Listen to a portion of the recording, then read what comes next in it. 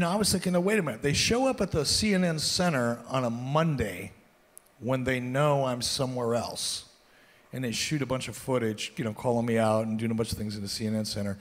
And then they showed up in Norfolk, Virginia, at the Scope Arena. And hats off to them. This was a hell of an idea. I do give them credit for it. And they showed up, and they shot a bunch of footage outside of the arena, and they made it look like they were getting inside, and they were trying to, calling me out. Now the guy, and this guy gets very little credit for the success of DX. A lot of people take credit for that they don't deserve to get credit for, right? One of the guys that really helped make DX believable and feel real was Sean Waltman, X-Pac, because I fired him. He was a part of NWO. He had that personality. He brought that edge. He brought that character, that sense of, screw it, I'll do whatever it takes. He brought that character that we created, and he was very instrumental in, by the way, and supportive of. But when I fired him, and I did, he took that same character with him, and he was a part of DX. And he used that same creative psychology to fire back at us. So when they came up, they did all the crazy shit they did, which was highly entertaining, supposedly calling me out. Well, I was standing in the middle of the ring on a live show when they showed up at the building. And I've got a floor director, someone that's always in my peripheral vision, that's keeping me on time and telling me what I need to be aware of. Her name was Annette Yoder.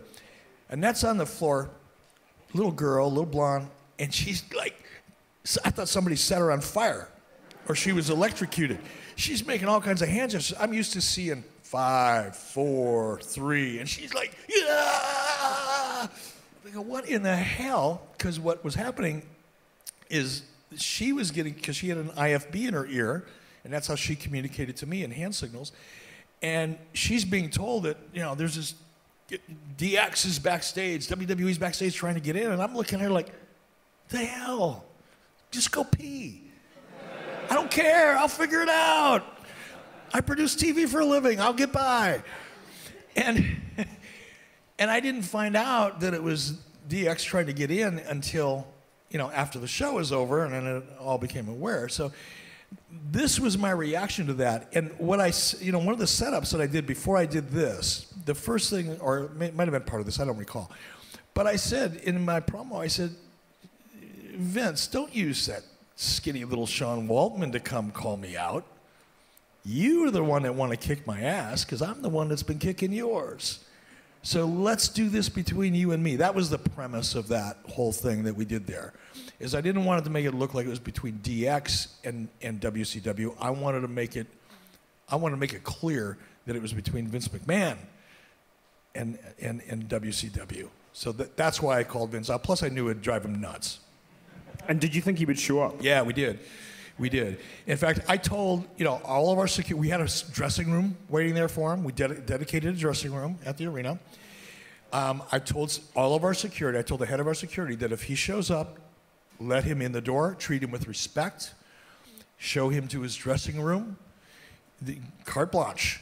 If he shows up, you are to accommodate him like you would Ted Turner or me or anybody else, an executive at Harvey Schiller, whoever it was. Treat him with respect and give him full access. Because when I got in that ring, I was hoping he was going to be there. Everybody tends to remember things from their own perspective in a way that makes them feel best about themselves. And that's not bad. That's human nature. We're all human. We're all flawed. We all have things that, make us not so perfect. And when it comes to business, that gets escalated even more because you have to protect your brand. So I'm not sure, I would believe that from the WWE's perspective, they're not stealing anything. They're just doing something that makes sense for them at that time. And guess what? They're going to do it really well, or they're going to attempt to do it really well. So I don't look at it as them ruining my legacy or WCW's legacy or stealing or anything like that. It's just a formula. And look, I know, when I see certain things, I can sit back and watch Raw and go, wait a minute, this is a 3-hour live show. How'd they come up with that? Well, wait a minute, they're doing kind of reality and wrestling and letting guys wrestle under their own names and not making everybody a cop or a fireman or a garbage man or a crazy doctor. You know, they're actually letting guys go out there and be themselves to a degree. Wonder where they came up with that. And same thing, I can go through a list of all the things that I can still see today that they never did before I did them, and they're still doing them. And they've done it better, by the way. It's in some cases. In some cases. But, not in all, but in some. Let's say they've done it bigger. How about that? And been doing it longer.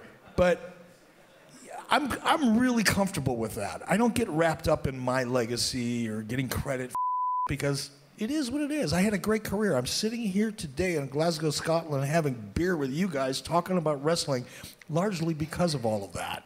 I'm grateful. So I don't look at it the same way.